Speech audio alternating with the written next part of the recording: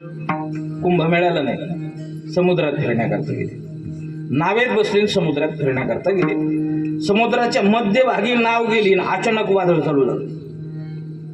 त्या टायमाला काय पंजाबराव डग नव्हते ना, पुढं वातावरण बिघडणार म्हणून. त्यामुळे हे गेले बिचारे आतमध्ये. आत गेल्यावर वादळ चालू झालं, असे नाव हेलकावे खायला लागले.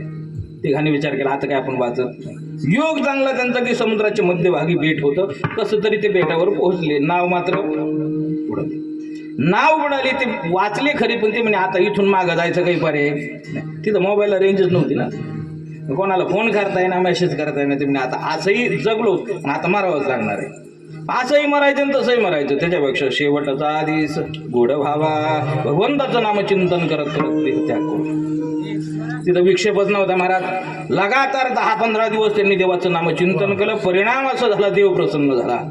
देवाने सांगितलं तुम्हाला काय पाहिजे ते मागा. खूप अंधकारणापासून तुम्ही नामचिंतन केले, काय पाहिजे ते मागून घ्या. ती घाणी एकाच स्वरात सांगितलं, देवा काहीच देऊ नका, फक्त लेकरा बाळात पोहोच करा. म्हणजे घरी जाऊ द्या आम्हाला, इथून बेटातून वाढवलं. भगवान म्हणले घरी तुम्हाला प्रत्येकाला पाठवायचंय, पण याच्या व्यतिरिक्त तुम्हाला काहीतरी द्यावं अशी माझी इच्छा आहे. ती गजन गेलेली कोणती लक्षपूर्वक आहे का. एक मराठी होता, दुसरा राजस्थानी होता आणि तिसरा होता मारवाडी. पहिला नंबर मारवाड्यात आला. त्याला विचारलं देवाने तुला काय पाहिजे. आता मारवाड्याच्या डोक्यात धंदा सोडून दुसरं काही नसतं. मारवाड्याने देवाला सांगितलं काही नका, फक्त चौकात गाळा द्या चांगला आणि अतिक्रमात जाणार नाही याची दक्षता घ्या.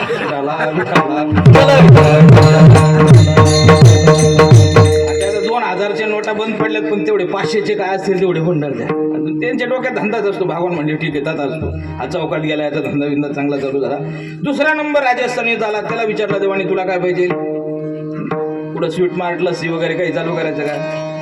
राजस्थानी होता, पण तो काय होता पारमार्थिक होता. आणि कीर्तनात त्यांनी स्वर्गाचं वर्णन ऐकलं होतं. स्वर्गामध्ये काय वडापाव नाही खायला, स्वर्गात अमृत प्यायला आहे. ते सर्व काही कामधेनूच्या सडका वगैरे सगळं अप्सरा, हे सगळं वर्णन स्वर्गाचं ऐकलं ना हो त्यांनी. आणि ते म्हणे आपल्याला स्वर्गात जायचं. भगवान म्हणले ठीक आहे, काय हरकत नाही, स्वर्गात तर स्वर्गात. पहिला कुठं गेला, चौकात गेला, धंदा चालू झाला. दुसरा गेला स्वर्गात. आता तिसरा नंबर आला आपल्या मराठ्याचा. त्याला विचारला देवानी तुला काय पाहिजे.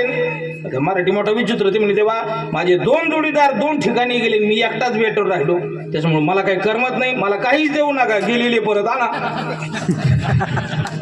म्हणजे स्वतःच तर कल्याण केलं नाही, पण ज्यांचं झालं होतं त्यांचं वाटोळं करून लागलं.